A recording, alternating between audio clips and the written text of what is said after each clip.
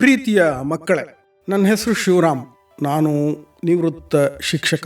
ಕತೆ ಹೇಳೋದು ನನಗೆ ಒಂದು ಮೆಚ್ಚಿನ ಹವ್ಯಾಸ. ಇವತ್ತು ನಾನು ನಿಮಗೆ ಒಬ್ಬ ಪ್ರಾಚೀನ ವಿಜ್ಞಾನಿಗೆ ಸಂಬಂಧಪಟ್ಟ ಕಥೆ ಮತ್ತು ಆ ವಿಜ್ಞಾನಿಯ ಸಾಧನೆಗಳ ಬಗ್ಗೆ ಹೇಳ್ತೀನಿ.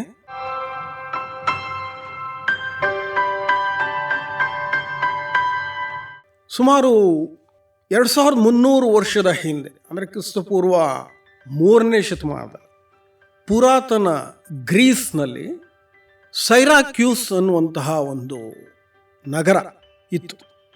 ಅಲ್ಲಿಯ ರಾಜ ಹೈರೋ ಅಂತ. ಆ ರಾಜ ಒಂದು ಸಾರಿ ಆ ಊರಿನ ದೇವತೆಗೆ ಶುದ್ಧ ಚಿನ್ನದ ಒಂದು ಕಿರೀಟವನ್ನು ಮಾಡಿಸ್ಕೊಡ್ಬೇಕು ಅಂತ ಬಯಸ್ತಾನೆ. ಒಬ್ಬ ಅಕ್ಕಸಾಲಿಗನನ್ನು ಕರೆಸಿ ಶುದ್ಧ ಚಿನ್ನವನ್ನು ತಂದು ತೂಕ ಮಾಡಿ ಆ ಅಕ್ಕಸಾಲಿಗನಿಗೆ ಕೊಟ್ಟು, ನೋಡು, ಇಷ್ಟೇ ತೂಕದ ಶುದ್ಧ ಚಿನ್ನದ ಬಂಗಾರದ ಕಿರೀಟವನ್ನು ನೀನು ನನಗೆ ಮಾಡಿ ತಂದುಕೊಡು, ದೇವತೆಗೆ ಅರ್ಪಿಸಬೇಕಾಗಿದೆ. ತೂಕದಲ್ಲಿ ಒಂದು ಚೂರು ವ್ಯತ್ಯಾಸ ಆಗக்கூಡದು. ಅಷ್ಟೂ ಬಂಗಾರವನ್ನು ನೀನು ಉಪಯೋಗಿಸಿ ಕಿರೀಟವನ್ನು ಮಾಡಬೇಕು. ಅಕ್ಕಸಾಲಿಗ ಆಯಿತು ಅಂತ ಒಪ್ಕೊಂಡು ಆ ಚಿನ್ನವನ್ನು ತೆಗೆದುಕೊಂಡು ಹೋಗ್ತಾನೆ. ಕೆಲವು ದಿನಗಳ ನಂತರ ಅವನು ರಾಜ ಬಯಸಿದಂತಹ ಒಂದು ಕಿರೀಟವನ್ನು ಆ ಚಿನ್ನದಿಂದ ತಯಾರಿಸಿ ತೆಗೆದುಕೊಂಬರ್ತಾನೆ. ರಾಜನಿಗೆ ಕೊಡ್ತಾನೆ. ರಾಜ ಅವನ ಎದುರಿಗೆ ಅದನ್ನು ತೂಕ ಮಾಡ್ತಾನೆ. ರಾಜ ಆ ಅಕ್ಕಸಾಲಿನಿಗೆ ತೂಕ ಮಾಡಿಕೊಟ್ಟ ಚಿನ್ನದಷ್ಟೇ ತೂಕ ಕಿರೀಟದ್ದಾಗಿರ್ತದೆ. ಆಗ ರಾಜ ತೃಪ್ತನಾಗಿ ಆ ಅಕ್ಕಸಾಲಿಗನಿಗೆ ಸಂಭಾವನೆಯನ್ನು ಕೊಟ್ಟು ಕಳಿಸ್ತಾನೆ. ಆ ಕಿರೀಟವನ್ನು ನೋಡ್ತಾ ನೋಡ್ತಾ ರಾಜನಿಗೆ ಒಂದು ಸಾರಿ ಒಂದು ಸಣ್ಣ ಅನುಮಾನ ಬರುತ್ತೆ. ಈ ಅಕ್ಕಸಾಲಿಗರನ್ನು ನಂಬುವುದು ಕಷ್ಟ. ಇವನೇನಾದರೂ ಆ ಚಿನ್ನದಲ್ಲಿ ಸ್ವಲ್ಪ ಚಿನ್ನವನ್ನು ಕದ್ದು ಈ ಕಿರೀಟವನ್ನು ತಯಾರಿಸುವಾಗ ಚಿನ್ನದ ಜೊತೆಗೆ ಬೇರೆ ಬೆಳ್ಳಿನೋ ಅಥವಾ ಬೇರೆ ಲೋಹವನ್ನು ಏನಾದರೂ ಬೆರಕೆ ಮಾಡಿ ಸ್ವಲ್ಪ ಚಿನ್ನವನ್ನು ಅವನು ಕದ್ದಿರ್ಬೋದಾ? ಈ ಕಿರೀಟ ನಿಜವಾಗ್ಲೂ ಶುದ್ಧ ಬಂಗಾರದ್ದ ಅಂತ ಸಂಶಯ. ಆ ಸಂಶಯ ಅವನ ತಲೆನಲ್ಲಿ ಕೊರಿತಾ ಹೋದಾಗ ಹೇಗೆ ಇದನ್ನು ಪತ್ತೆ ಹಚ್ಚೋದು, ಬಗೆಹರಿಸ್ಕೊಳ್ಳೋದು ಅಂತ ಯೋಚಿಸ್ತಾ ಇರ್ತಾನೆ. ಆವಾಗ ಅವನು ಕೇಳಿರ್ತಾನೆ, ಆ ಪಟ್ಟಣದಲ್ಲಿ ಒಬ್ಬ ಪ್ರತಿಭಾನ್ವಿತ ವ್ಯಕ್ತಿ ಇದ್ದಾನೆ. ಅವನು ಸದಾಕಾಲ ಗಣಿತದ ಏನೇನೋ ಸಮಸ್ಯೆಗಳನ್ನು ಬಿಡಿಸುವುದು, ಏನೇನೋ ಹೊಸ ವಿಧದ ಯಂತ್ರಗಳನ್ನು ನಿರ್ಮಿಸುವುದು, ಸಾಧನಗಳನ್ನು ತಯಾರಿಸುವುದು ಎಲ್ಲ ಮಾಡ್ತಾ ಇದ್ದಾನೆ ಅಂತ ಅವನು ಕೇಳಿರ್ತಾನೆ. ಅವನಿಗೆ ಹೇಳಿ ಕಳಿಸ್ತಾನೆ, ಅವನನ್ನು ಕರ್ಕೊಂಬನ್ನಿ ಅಂತ. ಇವ್ರು ಹೋಗ್ತಾರೆ. ಅವನು ಎಲ್ಲರಿಗೂ ಗೊತ್ತಿರ್ತದೆ ಅವನು. ಆದ್ದರಿಂದ ಸೈನಿಕರು ಹೋಗಿ ಅವನನ್ನು ರಾಜನ ಎದುರಿಗೆ ಕರ್ಕೊಂಬಂದು ನಿಲ್ಲಿಸ್ತಾರೆ. ಆ ವ್ಯಕ್ತಿಯ ಹೆಸರೇ ಆರ್ಕಿಮಿಡೀಸ್. ರಾಜ ಹೇಳ್ತಾನೆ, ನೋಡಪ್ಪ ಆರ್ಕಿಮಿಡೀಸ್, ನಾನು ಇಷ್ಟು ತೂಕದ ಶುದ್ಧ ಚಿನ್ನವನ್ನು ಅಕ್ಕಸಾಲಿಗನಿಗೆ ಕೊಟ್ಟು ಅಷ್ಟೇ ತೂಕದ ಶುದ್ಧ ಬಂಗಾರದ ಕಿರೀಟ ಮಾಡಿ ತಂದುಕೊಡು ಅಂತ ಹೇಳಿದ್ದೆ. ಅವನಿಗೆ ಕಿರೀಟ ಮಾಡಿ ತಂದುಕೊಟ್ಟಿದ್ದಾನೆ. ನಾನು ಕೊಟ್ಟ ಬಂಗಾರದ ತೂಕದಷ್ಟೇ ಈ ಕಿರೀಟದ ತೂಕ ಇದೆ. ಆದರೆ ನನಗೊಂದು ಅನುಮಾನ, ಆ ಅಕ್ಕಸಾಲಿಗ ಏನಾದರೂ ಸ್ವಲ್ಪ ಮೋಸ ಮಾಡಿರಬಹುದಾ? ಬಂಗಾರವನ್ನು ಸ್ವಲ್ಪ ಕದ್ದು ಆ ಬಂಗಾರದ ಬದಲಿಗೆ ಬೆಳ್ಳಿನೋ ಅಥವಾ ಬೇರೆ ಯಾವುದಾದ್ರೂ ಲೋಹ ಬೆರೆಸಿ ಸ್ವಲ್ಪ ಬಂಗಾರವನ್ನು ನಾವು ಉಳಿಸ್ಕೊಂಡಿರಬಹುದಾ? ಇದು ಶುದ್ಧ ಅಪ್ಪಟ ಬಂಗಾರದ ಹೌದೋ ಅಲ್ವೋ ಅಂತ ಅನುಮಾನ ಬಂದಿದೆ. ನೀನು ಅದನ್ನು ಬಗೆಹರಿಸಬೇಕು, ಪತ್ತೆ ಮಾಡಬೇಕು. ಆರ್ಕಿಮಿಡೀಸ್ ಆಯಿತು, ಪ್ರಯತ್ನ ಮಾಡ್ತೀನಿ ಅಂತಾನೆ. ಆಗ ರಾಜ ಒಂದು ಷರತ್ತು ಹೇಳ್ತಾನೆ, ನೋಡು, ಯಾವುದೇ ಕಾರಣಕ್ಕಾಗಿ ನೀನು ಈ ಕಿರೀಟವನ್ನು ಕರಗಿಸುವುದಾಗಲಿ, ಕಿರೀಟದ ಒಂದು ಚೂರು ಒಂದು ತುಂಡನ್ನು ಮುರಿದು ಪರೀಕ್ಷಿಸುವುದಾಗಲಿ ಮಾಡக்கூಡ್ದು. ಕಿರೀಟ ಹೇಗಿದೆಯೋ ಹಾಗೇ ಇರಬೇಕು. ಆ ರೀತಿಯಾಗಿ ನೀನು ಪರೀಕ್ಷೆ ಮಾಡಿ ಪತ್ತೆ ಮಾಡಬೇಕು. ಕಿರೀಟಕ್ಕೆ ಯಾವುದೇ ರೀತಿಯ ಹಾನಿ ಆಗಬಾರ್ದು. ಆಗ ಆರ್ಕಿಮಿಡೀಸ್ ಸ್ವಲ್ಪ ಕಾಲ ಯೋಚಿಸಿ, ಆಯಿತು, ಪ್ರಯತ್ನ ಮಾಡ್ತೇನೆ, ಸ್ವಲ್ಪ ಕಾಲಾವಕಾಶ ಕೊಡಿ ಅಂತ ಹೇಳ್ತಾನೆ. ನಂತರ ಆರ್ಕಿಮಿಡೀಸು ಹೊರಟೋಗ್ತಾನೆ. ಅವನೇನು ಆ ಕಿರೀಟ ತೆಗೆದುಕೊಂಡು ಹೋಗೋದಿಲ್ಲ ತನ್ನ ಜೊತೆಯಲ್ಲಿ, ರಾಜನ ಹತ್ರ ಉಳಿಸ್ತಾನೆ. ಮನೆಗೆ ಬಂದ ಮೇಲೆ ಆ ರಾಜ ಹೇಳಿದಂತಹ ಸಮಸ್ಯೆ ಆ ಆರ್ಕಿಮಿಡೀಸನ ತಲೆಯಲ್ಲಿ ಕೊರಿತಾ ಇರ್ತದೆ ಯಾವಾಗಲೂ. ಸದಾ ಆ ಬಗ್ಗೆನೇ ಹೇಗೆ ಪತ್ತೆ ಮಾಡೋದು, ಆ ಕಿರೀಟದ ಒಂದು ತುಂಡನ್ನು ತಗೊಂಡು ಕರಗಿಸಿ ಪರೀಕ್ಷಿಸೋಣ ಅಂದರೆ ರಾಜ ಹಾಗೆ ಮಾಡக்கூಡ್ದು ಅಂತ ಹೇಳಿದ್ದಾನೆ. ಏನು ಮಾಡೋದು, ಹೇಗಿದು ಸಮಸ್ಯೆಯನ್ನು ಬಗೆಹರಿಸೋದು ಅಂತ ಸದಾ ಅದರ ಬಗ್ಗೆ ಯೋಚನೆ ಮಾಡ್ತಿರ್ತಾನೆ.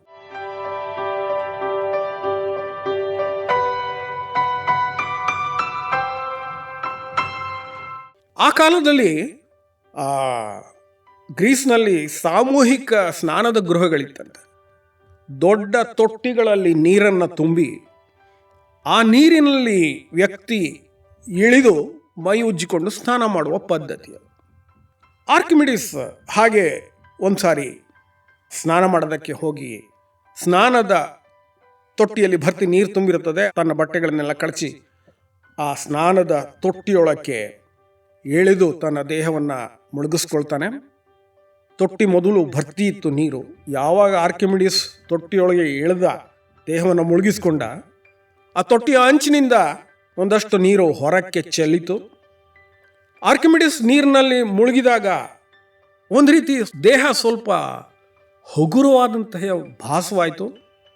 ಇವೆಲ್ಲ ಹಿಂದೆ ಕೂಡ ಆಗಿದ್ದು ಅನುಭವಗಳೇ ಅವನಿಗೆ.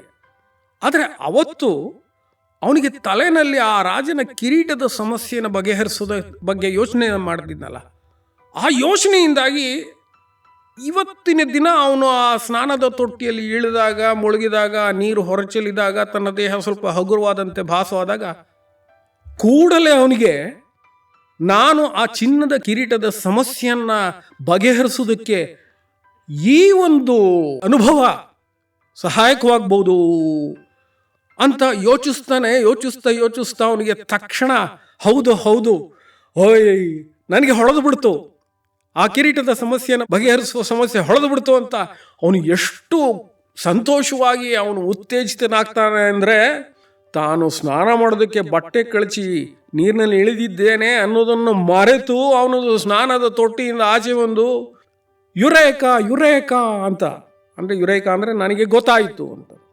ಕೂಗಿಕೊಂಡು ಆ ಸೈರಾಕ್ಯೂಸ್ನ ಬೀದಿಯಲ್ಲಿ ಓಡಿದನಂತೆ. ಹಾಗಂತ ಒಂದು ಕಥೆ ಇದೆ. ಆಮೇಲೆ ಆರ್ಕಿಮಿಡೀಸ್ ಮನೆಗೆ ಬಂದು ಶಾಂತವಾಗಿ ಯೋಚಿಸಿ, ಒಂದು ವಸ್ತು ನೀರಿನಲ್ಲಿ ಮುಳುಗಿದ್ರೆ ಆ ವಸ್ತು ಎಷ್ಟು ದೊಡ್ಡದಾಗಿರುತ್ತೋ ಅಷ್ಟೇ ಗಾತ್ರದ ನೀರು ಹೊರಕ್ಕೆ ಚೆಲ್ಲತ್ತೆ ಅಥವಾ ಸ್ಥಾನಪಲ್ಲಟಗೊಳ್ಳುತ್ತದೆ. ಆ ವಸ್ತು ಮುಳುಗಿದ ನೀರು ಸ್ವಲ್ಪ ಹಗುರವಾಗಿ ಕಾಣ್ತದೆ ಅಂತ ಒಂದಕ್ಕೊಂದು ಸಂಬಂಧವನ್ನು ಕಲ್ಪಿಸಿ, ಹಾಗಾದರೆ ಒಂದು ವಸ್ತುವಿನ ಗಾತ್ರವನ್ನು ಅದು ನೀರಿನಲ್ಲಿ ಮುಳುಗಿದಾಗ ಎಷ್ಟು ನೀರನ್ನು ಸ್ಥಾನಪಲ್ಲಟಗೊಳಿಸುತ್ತೆ, ಹೊರಚೆಲ್ಲತ್ತೆ, ಅದರಿಂದ ತಿಳಿಬಹುದು.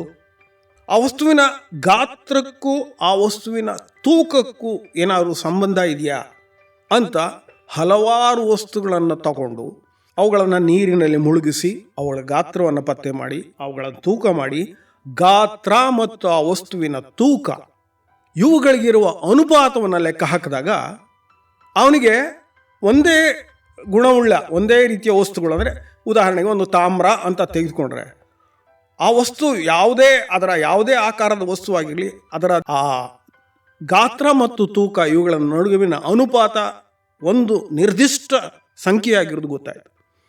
ಅದನ್ನೇ ನಾವು ವಸ್ತುವಿನ ಸಾಂದ್ರತೆ, ಡೆನ್ಸಿಟಿ ಅಂತ ಕರೀತೇವೆ. ಸೊ ವಸ್ತುವಿನ ಗಾತ್ರ ಮತ್ತು ಅದರ ತೂಕ ಇವುಗಳಿಗಿರುವ ಅನುಪಾತ ಒಂದು ವಸ್ತುವಿಗೆ ಅದು ನಿರ್ದಿಷ್ಟವಾಗಿರ್ತದೆ. ಉದಾಹರಣೆಗೆ ಕಬ್ಬಿಣ ತೆಗೆದುಕೊಂಡ್ರೆ ಕಬ್ಬಿಣದ ಸಾಂದ್ರತೆ 7.5 ಏನೋ, ಚಿನ್ನದ ಸಾಂದ್ರತೆ ತೆಗೆದುಕೊಂಡ್ರೆ 19.2. ಚಿನ್ನ ನೀವು ಯಾವುದೇ ದೇಶದಲ್ಲಿ ತಗೊಂಡು ಹೋಗಿ ಎಲ್ಲೇ ಇದು ಮಾಡಿದ್ರೂ ಕೂಡ ಚಿನ್ನದ ಸಾಂದ್ರತೆ ಅಷ್ಟೇ ಇರ್ತದೆ. ಸೊ ಈ ಸಾಂದ್ರತೆಯ ಒಂದು ಪರಿಕಲ್ಪನೆಯನ್ನು ಆರ್ಕಿಮಿಡೀಸ್ ಕಂಡುಕೊಂಡ. ಆಮೇಲೆ ಏನು ಮಾಡಿದ ಅಂದರೆ ಅವನು ಶುದ್ಧ ಚಿನ್ನದ ಸಾಂದ್ರತೆಯನ್ನು ಅವನು ಕಂಡುಹಿಡ್ದ. ಶುದ್ಧ ಚಿನ್ನದ ಸಾಂದ್ರತೆಯನ್ನು ಕಂಡುಹಿಡಿದ ಮೇಲೆ ಮಹಾರಾಜ ಮಾಡಿಸಿದ್ನಲ್ಲ ಕಿರೀಟ, ಅದರ ಸಾಂದ್ರತೆಯನ್ನು ಅವನು ಪತ್ತೆ ಮಾಡ್ದ. ಶುದ್ಧ ಚಿನ್ನದ ಸಾಂದ್ರತೆಗೂ ಮಹಾರಾಜ ಮಾಡಿಸಿದ ಕಿರೀಟದ ಸಾಂದ್ರತೆಗೂ ಸ್ವಲ್ಪ ವ್ಯತ್ಯಾಸ ಇತ್ತು. ಆ ಕಿರೀಟದ ಸಾಂದ್ರತೆ ಚಿನ್ನದ ಸಾಂದ್ರತೆಗಿಂತ ಸ್ವಲ್ಪ ಕಡಿಮೆ ಇತ್ತು. ಆಗ ಆರ್ಕಿಮಿಡೀಸ್, ಓಹೋ, ಕಿರೀಟದ ಸಾಂದ್ರತೆ ಶುದ್ಧ ಚಿನ್ನದ ಸಾಂದ್ರತೆಗಿಂತ ಕಡಿಮೆ ಇರೋದ್ರಿಂದ ಕಿರೀಟದಲ್ಲಿ ಬೇರೆ ಏನೋ ಬೆರಕೆ ಆಗಿದೆ ಅಂತ ತೀರ್ಮಾನಿಸಿ ಮಹಾರಾಜನಿಗೆ ಹೋಗಿ ತಾನು ಮಾಡಿದ ಎಲ್ಲ ಪ್ರಯೋಗಗಳನ್ನು ಅವನಿಗೆ ವಿವರಿಸಿ ಕಿರೀಟದಲ್ಲಿ ಏನೋ ಬೆರಕೆ ಆಗಿದೆ, ಅದು ಶುದ್ಧ ಚಿನ್ನದ ಅಲ್ಲ ಅಂತ ಹೇಳ್ತಾನೆ.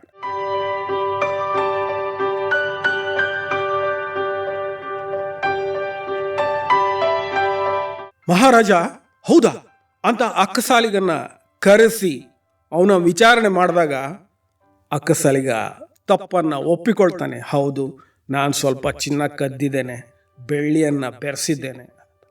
ಮಹಾರಾಜನಿಗೆ ತುಂಬ ಸಂತೋಷ ಆಗ್ಬಿಡ್ತದೆ. ಅಬ್ಬಬ್ಬಬ್ಬ, ಎಂತಹ ಪ್ರತಿಭಾಶಾಲಿ ಇವನು ಆರ್ಕಿಮಿಡೀಸು ಅಂತ ಅವನನ್ನು ಸನ್ಮಾನ ಮಾಡಿ ಅವನಿಗೆ ಬೇಕಾದಷ್ಟು ಸಂಭಾವನೆಯನ್ನು ಕೊಟ್ಟು ಕಳಿಸ್ತಾನೆ.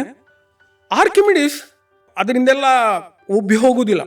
ಅವನು ಸದಾ ಗಣಿತದ ಯಾವುದಾದ್ರೂ ಸಮಸ್ಯೆಗಳನ್ನು ಬಗೆಹರಿಸೋದು, ಹೊಸ ಸಾಧನಗಳನ್ನು ಕಂಡುಹಿಡಿಯೋದು, ಇವುಗಳಲ್ಲೇ ತೊಡಗಿಕೊಂಡಿರ್ತಾನೆ. ಆಮೇಲೆ ಏನಾಗುತ್ತದೆ ಅಂತ ಹೇಳಿದ್ರೆ, ಈ ಆರ್ಕಿಮಿಡೀಸು ಈ ಸೆರಾಕ್ಯೂಸ್ ನಗರ ಇತ್ತಲ್ಲ, ಅದೊಂದು ದ್ವೀಪ. ಅದು ರೋಮನ್ನರು ಆಗಿಂದಾಗ್ಗೆ ಅದರ ಮೇಲೆ ಆಕ್ರಮಣ ಮಾಡ್ತಾ ಇರ್ತಾರೆ ಹಡಗಿನಿಂದ ಬಂದು. ರಾಜ ಆರ್ಕಿಮಿಡೀಸನ್ನು ಕೇಳ್ತಾರೆ, ನೋಡು, ಹೀಗೆ ರೋಮನ್ನರು ಹಡಗಿನಲ್ಲಿ ಬಂದು ನಮ್ಮ ನಗರವನ್ನು ಆಕ್ರಮಣ ಮಾಡ್ತಾರೆ, ಏನಾದರೂ ಒಂದು ಸಾಧನ ಅಥವಾ ಕೌಶಲ್ಯದಿಂದ ಅದನ್ನು ತಪ್ಪಿಸೋದಕ್ಕೆ ಸಾಧ್ಯವಾ ಅಂತ. ಆಗ ಆರ್ಕಿಮಿಡೀಸು ಬಹಳ ಯೋಚನೆಗಳನ್ನು ಮಾಡಿ ಅನೇಕ ಪ್ರಯೋಗಗಳನ್ನು ಮಾಡಿ ಒಂದು ಸಾಧನವನ್ನು ಕಂಡುಹಿಡಿತಾನೆ. ಅದು ಆರ್ಕಿಮಿಡೀಸನ ಕ್ಲಾ ಅಂತ ಬಹಳ ಹೆಸರುವಾಸಿಯಾಗಿದೆ. ಆ ಕ್ಲಾ ಅಂದರೆ ಒಂದು ರೀತಿಯ ಇಕ್ಕಳದ ಥರ ಸಾಧನ. ಅದು ದೊಡ್ಡ ಕ್ರೇನ್ಗಳಂತಹ ಸಾಧನಗಳ ಸಹಾಯದಿಂದ ಹಗ್ಗದ ಮೂಲಕ ಆ ಕ್ಲಾಗಳನ್ನು ಕೆಳಗಿಳಿಸಿ ಆ ಕ್ಲಾಗಳಿಂದ ಎಷ್ಟೇ ಭಾರದ ವಸ್ತುವನ್ನು ಬೇಕಾದರೂ ಎತ್ತಬಹುದು. ಆರ್ಕಿಮಿಡೀಸ್ ಆ ರೀತಿಯ ದೈತ್ಯ ಕ್ಲಾಗಳನ್ನು ನಿರ್ಮಿಸಿದಂತೆ ಸಮುದ್ರ ತೀರದಲ್ಲಿ. ಆ ಕ್ಲಾಗಳ ಸಹಾಯದಿಂದ ಆ ರೋಮನ್ನರ ಹಡಗುಗಳು ಬಂದಾಗ ಆ ಕ್ಲಾಗಳ ಸಹಾಯದಿಂದ ಆ ಹಡಗುಗಳನ್ನು ಎತ್ತಿ ಗಾಳಿಯಲ್ಲಿ ತೂರಾಡಿಸಿ ಬಿಸಾಡುವಂತೆ ಮಾಡಿದಂತೆ. ಹಾಗಾಗಿ ನಂತರ ರೋಮನ್ನರು ಹಡಗುಗಳ ಮೂಲಕ ಬಂದು ಸೆರಾಕ್ಯೂಸ್ನ ಆಕ್ರಮಣ ಮಾಡಿ ಬಂದಾಗಲೆಲ್ಲ ಆ ಕ್ಲಾಗಳಿಂದಾಗಿ ಅವರ ಹಡಗುಗಳು ನೀರಿನಲ್ಲಿ, ಆ ನಾವಿಕರು ಎಲ್ಲ ನಾಶ ಆಗಿ ಹೋಗ್ತಿದ್ರು. ಅಷ್ಟೇ ಅಲ್ಲದೆ ಆರ್ಕಿಮಿಡೀಸ್ ಏನು ಮಾಡಿದಂತೆ ಅಂತ ಹೇಳಿದ್ರೆ, ದೊಡ್ಡ ಲೋಹದ ಬಾಂಡಲಿಗಳಂತಹ ಒಂದು ಸಾಧನಗಳನ್ನು ತಯಾರಿಸಿ ಅದರ ಒಳಭಾಗಕ್ಕೆ ಚೆನ್ನಾಗಿ ಮೆರುಗು ಕೊಟ್ಟು ಸೂರ್ಯನ ಕಿರಣಗಳನ್ನು ನಾವು ಚೆನ್ನಾಗಿ ಪ್ರತಿಫಲಿಸುವಂತೆ, ಕನ್ನಡಿಯಂತೆ ಪ್ರತಿಫಲಿಸುವಂತೆ ಮಾಡೋಣಂತೆ. ಅಂದರೆ ಅವು ಒಂದು ರೀತಿ ನಾವು ನಿಮ್ನ ದರ್ಪಣ ಅಂತ ಏನು ಹೇಳ್ತೀವಿ, ಕಾನ್ಕೇವ್ ಲೆನ್ಸ್ ಅಂತ, ಕಾನ್ಕೇವ್ ಮಿರರ್ ಅಂತ, ಆ ತರಹ ಸಾಧನಗಳು. ಆ ಸಾಧನಗಳನ್ನು ಅವನು ಸಮುದ್ರ ತೀರದಲ್ಲಿ ಅಳವಡಿಸಿ ಅವುಗಳನ್ನು ಯಾವ ದಿಕ್ಕಿಗೆ ಬೇಕಾದರೂ ತಿರುಗಿಸಬಹುದು. ಹಾಗೆ ಮಾಡಿ ಈ ರೋಮನ್ನರ ಹಡಗುಗಳು ಬಂದಾಗ ಅವುಗಳ ಸಹಾಯದಿಂದ ಸೂರ್ಯನ ಕಿರಣಗಳನ್ನು ಹಡಗುಗಳ ಮೇಲೆ ಕೇಂದ್ರೀಕರಿಸುವಂತೆ ಮಾಡಿದಂತೆ. ಆವಾಗ ಏನಾಗ್ತಿತ್ತು ಅಂತ ಹೇಳಿದ್ರೆ, ಆ ಸೂರ್ಯನ ಕಿರಣಗಳು ಹಡಗಿನ ಮೇಲೆ ಕೇಂದ್ರೀಕೃತಗೊಂಡು ಅಲ್ಲಿ ಬೆಂಕಿ ಹೊತ್ಕೊಂಡು ಆ ಹಡಗುಗಳೆಲ್ಲ ಬೆಂಕಿಯಿಂದ ನಾಶ ಆಗಿ ಹೋಗ್ತಿತ್ತಂತೆ.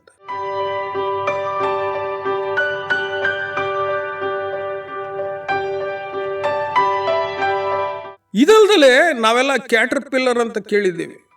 ಕಲ್ಲುಗಳನ್ನು, ಈ ಹಕ್ಕಿಗಳನ್ನು ಓಡಿಸೋದಕ್ಕೆ ರಬ್ಬರ್ನಿಂದ ಒಂದು ಕವೆನಲ್ಲಿ ಮಾಡಿದಂಥ ಒಂದು ಸಾಧನ, ಸಣ್ಣದು. ಅಂತಹ ಕೆಲವು ಸಾಧನಗಳನ್ನು ಕೂಡ ಆರ್ಕಿಮಿಡೀಸು ನಿರ್ಮಿಸಿದಂತೆ ಸಮುದ್ರ ತೀರದಲ್ಲಿ. ಆ ಸಾಧನಗಳ ಮೂಲಕ ದೊಡ್ಡ ದೊಡ್ಡ ಬಂಡೆಗಳು, ಕಲ್ಲುಗಳನ್ನು ಸಮುದ್ರಕ್ಕೆ ಸಿಡಿಸ್ಬೋದಾಗಿತ್ತಂತೆ. ಸೊ ಅವುಗಳು ಕೂಡ ಆ ಶತ್ರುಗಳ ಹಡಗುಗಳನ್ನು ನಾಶ ಮಾಡ್ತಾ ಇತ್ತಂತೆ. ಹೀಗೆ ರಾಜನಿಗೆ ಅವನ ಶತ್ರುಗಳಿಂದ ರಾಜ್ಯವನ್ನು, ಸೆರಾಕ್ಯೂಸ್ ನಗರವನ್ನು ರಕ್ಷಿಸಿಕೊಳ್ಳೋದ್ರಲ್ಲಿ ಆರ್ಕಿಮಿಡೀಸು ಈ ರೀತಿ ತನ್ನ ಸಾಧನಗಳ ಮೂಲಕ ಸಹಾಯ ಮಾಡಿದಂತೆ. ಅಷ್ಟೇ ಅಲ್ಲದಲ್ಲ, ಆರ್ಕಿಮಿಡೀಸ್ ಬೇರೆ ಕೆಲವು ಸಾಧನಗಳನ್ನು ತಯಾರಿಸಿದ್ದಾನೆ. ಆರ್ಕಿಮಿಡೀಸನ ಸ್ಕ್ರೂ ಅಂತ ಆ ಕಾಲದಲ್ಲಿ ಬಹಳ ಪ್ರಸಿದ್ಧವಾಗಿತ್ತಂತೆ. ಅದೊಂದು ಕೊಳವೆಯೊಳಗೆ ಜೋಡಿಸಿರುವಂತಹ ಒಂದು ಸ್ಕ್ರೂ, ಅಂದರೆ ತಿರುಪಿನಂತಹ ಸಾಧನ.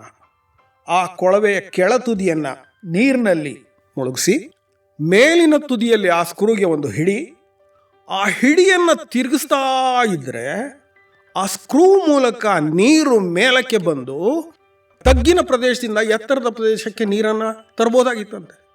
ಆರ್ಕಿಮಿಡೀಸ್ನ ಸ್ಕ್ರೂ ಅಂದರೆ ನಾವೀಗ ಏನು ನೀರಿನ ಪಂಪ್ಗಳನ್ನು ಉಪಯೋಗಿಸ್ತೀವಿ, ಆ ರೀತಿಯ ಪಂಪ್ನಂತಹ ಒಂದು ಸಾಧನ. ಆ ಕಾಲದಲ್ಲಿ ವ್ಯವಸಾಯಕ್ಕೆ ಆ ಸಾಧನ ತುಂಬ ಉಪಯುಕ್ತವಾಯ್ತಂತೆ. ಈಗಲೂ ಕೂಡ ಪ್ರಾಯೋಗಿಕವಾಗಿ ಈಜಿಪ್ಟಿನ ಕೆಲವು ಭಾಗಗಳಲ್ಲಿ ಆ ರೀತಿಯ ಆರ್ಕಿಮಿಡೀಸ್ನ ಸ್ಕ್ರೂನಂತಹ ನೀರೆತ್ತುವ ಸಾಧನಗಳನ್ನು ಬಳಸ್ತಾ ಇದ್ದಾರಂತೆ. ಸೊ ಈ ರೀತಿ ಅವನು ಇನ್ನೂ ಅನೇಕ ಸಾಧನಗಳನ್ನೆಲ್ಲ ತಯಾರಿಸಿದ. ಇದರಿಂದಾಗಿ ಆರ್ಕಿಮಿಡೀಸು ಆ ಕಾಲದಲ್ಲಿ ಬಹಳ ದೊಡ್ಡ ಪ್ರತಿಭಾವಂತ ವಿಜ್ಞಾನಿ, ತಂತ್ರಜ್ಞಾನಿ ಅಂತ ಹೆಸರುವಾಸಿಯಾದ. ಆದರೆ ಏನಾಯಿತು ಅಂತ ಹೇಳಿದ್ರೆ ಪಾಪ ಅವನ ಅಂತ್ಯ ಮಾತ್ರ ಬಹಳ ದಾರುಣವಾಗಿತ್ತು. ಈ ರೋಮನರು ಈ ಸೈರಾಕ್ಯೂಸ್ ಪಟ್ಟಣದ ಮೇಲೆ ಅನೇಕ ಸಾರಿ ಆಕ್ರಮಣ ಮಾಡಿ ಆ ಆರ್ಕಿಮಿಡೀಸನ ಸಾಧನಗಳಿಂದಾಗಿ ಪರಾಭವವನ್ನು ಅನುಭವಿಸಿ ತಮ್ಮ ನೌಕೆಗಳನ್ನೆಲ್ಲ ಕಳ್ಕೊಂಡು, ನಾವಿಕರನ್ನು ಕಳ್ಕೊಂಡು ಸೋತು ಹೋಗ್ತಾ ಇದ್ರು. ಆದರೆ ಅವರಿಗೆ ಅದನ್ನು ಹೇಗಾದರೂ ಮಾಡಿ ತಾವು ಆಕ್ರಮಿಸ್ಕೊಳ್ಳೇಬೇಕು ಅನ್ನುವಂಥ ಒಂದು ಛಲ ಇತ್ತು. ಆ ರೋಮನ್ನರ ರಾಜ ಮಾರ್ಸೆಲಸ್ ಅಂತ, ಅವನು ಅದಕ್ಕಾಗಿ ಹೊಂಚಾಕ್ತಿದ್ದಂತೆ. ಒಂದು ಸಾರಿ ಆ ಸೈರಾಕ್ಯೂಸ್ ನಗರದಲ್ಲಿ ಒಂದು ಹಬ್ಬ, ಬಹಳ ದೊಡ್ಡ ಹಬ್ಬ, ವಾರ್ಷಿಕವಾಗಿ ನಡೆಯುವಂತಹ ಬಹಳ ದೊಡ್ಡದಾದ ಹಬ್ಬ. ಊರಿನ ಎಲ್ಲ ಜನರು ಕೂಡ ಆ ಹಬ್ಬದಲ್ಲಿ ಬಹಳ ಉತ್ಸಾಹದಿಂದ ಭಾಗವಹಿಸ್ತಿದ್ದಾರಂತೆ. ಆ ಹಬ್ಬದ ಸಂಜೆ ವೇಳೆಗೆ ಎಲ್ಲರೂ ಕುಡಿದು ಪಾನಮತ್ತರಾಗುವುದು ಅದೆಲ್ಲ ಬಹಳ ಸಾಮಾನ್ಯವಾಗಿತ್ತಂತೆ. ಅಂತಹ ಒಂದು ಹಬ್ಬದ ದಿನ ಮಾರ್ಸೆಲಸ್ ಮತ್ತೆ ಹಡಗುಗಳ ಒಂದು ತಂಡದೊಂದಿಗೆ ಸೈರಾಕ್ಯೂಸ್ ನಗರವನ್ನು ಆಕ್ರಮಣ ಮಾಡಿದಂತೆ. ಹಬ್ಬವನ್ನು ಆಚರಿಸ್ತಿದ್ದ ಜನ ಪಾನಮತ್ತರಾಗಿ ಎಲ್ಲ ಮೈಮರೆತು ಬಿಟ್ಟಿದ್ರು. ಹಡಗುಗಳಿಂದ ಇಳಿದ ರೋಮನ್ ಸೈನಿಕರು ಸೈರಾಕ್ಯೂಸ್ ನಗರಕ್ಕೆ ನುಗ್ಗಿ ಸಿಕ್ಕಲ್ಲಿ ಜನರನ್ನು ಹತ್ಯೆ ಮಾಡೋದಕ್ಕೆ ತೊಡಗಿದ್ರು. ಯಾಕೆಂದರೆ ಅಷ್ಟು ವರ್ಷದ ಸೇಡು ಕಿಚ್ಚು ಅವರಲ್ಲಿತ್ತು. ರೋಮನ್ನರ ದೊರೆ ಮಾರ್ಸೆಲಸ್ ಇದ್ನಲ್ಲ, ಅವನಿಗೆ ಗೊತ್ತಿತ್ತು ಆರ್ಕಿಮಿಡೀಸ್ ಬಹಳ ಪ್ರತಿಭಾವಂತ, ಬಹಳ ದೊಡ್ಡ ವಿಜ್ಞಾನಿ, ತಂತ್ರಜ್ಞಾನಿ. ಅವನು ಹೇಳಿದಂತೆ ತನ್ನ ಸೈನಿಕರಿಗೆ, ನೋಡಿ ಆ ಆರ್ಕಿಮಿಡೀಸ್ ಅಂತ ಇದ್ದಾನೆ, ನೀವು ಆ ಸೈರಾಕ್ಯೂಸ್ ಪಟ್ಟಣದಲ್ಲಿ ಏನು ಬೇಕಾದರೂ ಮಾಡಿ, ಆದರೆ ಆರ್ಕಿಮಿಡೀಸಿಗೆ ಮಾತ್ರ ಏನೂ ಮಾಡಬೇಡಿ. ಅವನನ್ನು ಸುರಕ್ಷಿತವಾಗಿ ನನ್ನ ಎದುರಿಗೆ ಕರ್ಕೊಂಬಂದು ನಿಲ್ಲಿಸಿ. ಇಲ್ಲಿ ರೋಮನ್ನರು ಸೈರಾಕ್ಯೂಸ್ ನಗರದಲ್ಲಿ ಹತ್ಯಾಕಾಂಡ ನಡೆಸ್ತಾ ಇದ್ದಾಗ ಒಂದು ಸ್ಥಳದಲ್ಲಿ ಆರ್ಕಿಮಿಡೀಸ್ ಕುಳಿತುಕೊಂಡು ಮರಳಿನ ಮೇಲೆ ರೇಖೆಗಳನ್ನು ಎಳೆದು ಗಣಿತದ ಯಾವುದೋ ಸಮಸ್ಯೆಯನ್ನು ಬಿಡಿಸ್ತಾ ಇದ್ದಂತೆ. ಗಣಿತಕ್ಕೆ ಆರ್ಕಿಮಿಡೀಸ್ನ ಕೊಡುಗೆ ಬಹಳ ಅಪಾರವಾಗಿದೆ. ನಾವೆಲ್ಲ ಈಗ ರೇಖಾಗಣಿತದಲ್ಲಿ ಪೈ ಅನ್ನುವಂತಹ ಒಂದು ಸ್ಥಿರಾಂಕವನ್ನು ಉಪಯೋಗಿಸ್ತೇವೆ. ಪೈ ಅಂದರೆ ಏನದು? ಅದು ಒಂದು ವೃತ್ತದ ವ್ಯಾಸ ಮತ್ತು ಅದರ ಪರಿಧಿ, ಸರ್ಕಂಫರೆನ್ಸ್, ಡಯಾಮೀಟರ್ ಅಂಡ್ ಸರ್ಕಂಫರೆನ್ಸ್, ಅವುಗಳಿಗಿರುವ ಒಂದು ಅನುಪಾತ. 22/7 ಅಂತಲೋ 3.41 ಚಿಲ್ಲರೆ ಅದೇನೋ ಅದರ ಮೌಲ್ಯ ಇದೆ. ಅದು ಸ್ಥಿರಾಂಕ. ನೀವು ಎಷ್ಟೇ ದೊಡ್ಡ ವೃತ್ತವನ್ನು ರಚಿಸಿ, ಎಷ್ಟೇ ಚಿಕ್ಕ ವೃತ್ತವನ್ನು ರಚಿಸಿ, ಅದರಲ್ಲಿ ಆ ಪೈನ ಬೆಲೆ ಮಾತ್ರ ಸ್ಥಿರಾಂಕ. ಅಂದರೆ ಅದರ ವ್ಯಾಸ ಮತ್ತು ಪರಿಧಿಯ ಅನುಪಾತ ಮತ್ತು ಸ್ಥಿರಾಂಕವಾಗಿರ್ತದೆ.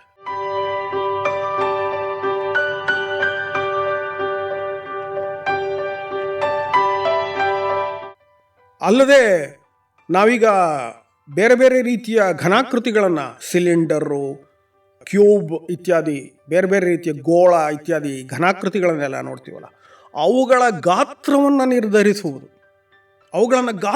ನಿರ್ಧರಿಸುವುದಕ್ಕೆ ಅನುಕೂಲವಾಗುವಂತಹ ಸೂತ್ರಗಳನ್ನು ಕಂಡುಹಿಡಿದವನು ಆರ್ಕಿಮಿಡೀಸ್. ಸೊ ಗಣಿತದಲ್ಲಿ ದೊಡ್ಡ ಮೇಧಾವಿಯನು. ನೋಡಿ, ಇಂದಿಗೂ ಕೂಡ 2300 ವರ್ಷದ ಹಿಂದೆ ಅವನು ಮಾಡಿದ ಸಂಶೋಧನೆಗಳು, ಅವನ ಕೊಡುಗೆಗಳು ಇಂದಿಗೂ ನಮಗೆ ಪ್ರಸ್ತುತವಾಗಿವೆ. ಇಂದಿಗೂ ಅವುಗಳಿಲ್ಲದೆ ನಾವು ವಿಜ್ಞಾನದಲ್ಲಾಗಲಿ ಗಣಿತದಲ್ಲಾಗಲಿ ಮುಂದುವರಿಯೋದಕ್ಕೆ ಸಾಧ್ಯವೇ ಇಲ್ಲ. ಆವತ್ತಿನ ದಿನ ಸೈರಾಕ್ಯೂಸ್ನಲ್ಲಿ ಆ ರೀತಿ ರೋಮನ್ರು ಹತ್ಯಾಕಾಂಡ ನಡೆಸಿದಾಗ ಆರ್ಕಿಮಿಡೀಸ್ ಆ ಮರಳಿನ ಮೇಲೆ ರೇಖೆಗಳನ್ನು ಎಳೆದು ಗಣಿತದ ಯಾವುದೋ ಸಮಸ್ಯೆಯ ಬಗ್ಗೆ ಯೋಚಿಸುತ್ತಾ ಕೂತಿದ್ದಂತೆ. ಪಾನಮತ್ತನಾದಂತಹ ಒಬ್ಬ ರೋಮನ್ ಸೈನಿಕ ಅಲ್ಲಿ ಖಡ್ಗವನ್ನು ಹಿಡ್ಕೊಂಡು ಬಂದಂತೆ. ನೋಡ್ದ ಆರ್ಕಿಮಿಡಿಸ್ ಏನೋ ಮರಳಿನ ಮೇಲೆ ಏನೋ ಚಿತ್ರಗಳನ್ನು ಬರ್ಕೊಂಡು ಕೂತಿದ್ದಾನೆ, ತಲೆ ತಗ್ಗಿಸ್ಕೊಂಡು. ಆ ಸೈನಿಕ ಬಂದಾಗ ಆರ್ಕಿಮಿಡಿಸ್ ತಲೆ ಎತ್ತಿ ನೋಡಿದಂತೆ. ಅವನು ಹೇಳಿದಂತೆ, ನೋಡೋ, ಇನ್ನು ಕೆಲವೇ ಕ್ಷಣಗಳಲ್ಲಿ ನಾನು ಇಲ್ಲೊಂದು ಸಮಸ್ಯೆಯನ್ನು ಬಗೆಹರಿಸ್ತಾ ಇದ್ದೇನೆ, ಅದಕ್ಕೆ ನನಗೆ ಪರಿಹಾರ ಸಿಗತ್ತೆ. ಅಷ್ಟು ಹೊತ್ತಿನವರೆಗೆ ನೀನು ಸುಮ್ಮನಿರು, ಆಮೇಲೆ ನಿನಗೆ ಇಷ್ಟ ಬಂದಂತೆ ಮಾಡ್ಕೋ ಅಂತ ಹೇಳಿ ಪುನಃ ತಲೆ ತಗ್ಗಿಸಿ ತಾನು ಬಿಡಿಸಿದಂತಹ ರೇಖಾಕೃತಿಗಳ ಕಡೆಗೆ ಗಮನ ಹರಿಸಿದಂತೆ. ಆ ರೋಮನ್ ಸೈನಿಕನಿಗೆ ಇವನೇ ಆರ್ಕಿಮಿಡೀಸ್ ಅನ್ನುವಂತಹ ತಿಳುವಳಿಕೆ ಇರಲಿಲ್ಲ. ಅವನು ಎಲ್ಲರನ್ನೂ ಬೇರೆ ಯಾರನ್ನೆಲ್ಲ ಹತ್ಯೆ ಮಾಡ್ತಿದ್ನಲ್ಲ, ಅದೇ ರೀತಿ ಬಂದು ಆ ಆರ್ಕಿಮಿಡೀಸನ್ನು ಕೂಡ ಖಡ್ಗದಿಂದ ಇರಿದು ಕೊಂದು ಹಾಕಿದ್ನಂತೆ. ಆಗ ಆರ್ಕಿಮಿಡೀಸನಿಗೆ 75 ವರ್ಷ ವಯಸ್ಸಾಗಿತ್ತು. ಹೀಗೆ ಬಹಳ ಮಹೋನ್ನತನಾದಂತಹ ಒಬ್ಬ ಗಣಿತಜ್ಞ, ತಂತ್ರಜ್ಞ, ಮೇಧಾವಿ, ಅವನ ಅಂತ್ಯ ಹೀಗೆ ದಾರುಣವಾಗಿ ಒಂದು ದುರಂತದಲ್ಲಿ ಕೊನೆಗೊಂಡು. ಮಕ್ಕಳೇ, ನೀವೆಲ್ಲ ಗಣಿತದಲ್ಲಿ, ಭೌತಶಾಸ್ತ್ರದಲ್ಲಿ, ಈ ಭೌತಶಾಸ್ತ್ರದಲ್ಲಿ ನೀವು ತೇಲುವಿಕೆಯ ನಿಯಮಗಳು, ಲಾ ಆಫ್ ಬಾಯನ್ಸಿ ಅಂತೆಲ್ಲ ಓದ್ತೀರ. ಆಮೇಲೆ ಸಾಪೇಕ್ಷ ಸಾಂದ್ರತೆ, ಡೆನ್ಸಿಟಿ, ಇವುಗಳ ಬಗ್ಗೆ ಎಲ್ಲ ಓದ್ತೀರ. ಅವುಗಳ ಬಗ್ಗೆ ಎಲ್ಲ ಓದುವಾಗ ನೀವು ಆರ್ಕಿಮಿಡೀಸನ್ನು ಜ್ಞಾಪಿಸ್ಕೊಳ್ಳಿ. ಯಾಕೆಂದರೆ ಅದೆಲ್ಲ ಆರ್ಕಿಮಿಡೀಸನ ಕೊಡುಗೆ. ಅದು ರೇಖಾಗಣಿತಲ್ಲಂತೂ ನಾನು ಈಗಾಗಲೇ ಹೇಳಿದಾಗೆ ಪೈನ ಬೆಲೆ ಮತ್ತು ಈ ಘನಾಕೃತಿಗಳ ಗಾತ್ರಗಳನ್ನು ಲೆಕ್ಕ ಹಾಕೋದಕ್ಕೆ ನಾವು ಉಪಯೋಗಿಸುವ πr² ಅದು ಯಾವ್ಯಾವುದೋ ಸೂತ್ರಗಳನ್ನು ಉಪಯೋಗಿಸ್ತೀವಿ. ಅದೆಲ್ಲ ಆರ್ಕಿಮಿಡೀಸನ ಕೊಡುಗೆ. ಇಂತಹ ಮಹಾನ್ ವಿಜ್ಞಾನಿ ಆಗಿ ಹೋದ 2300 ವರ್ಷಗಳ ಹಿಂದೆ. ಇಲ್ಲಿಗೆ ಆರ್ಕಿಮಿಡೀಸನ ಕಥೆ ಮುಗಿಯುತ್ತೆ. ಧನ್ಯವಾದ.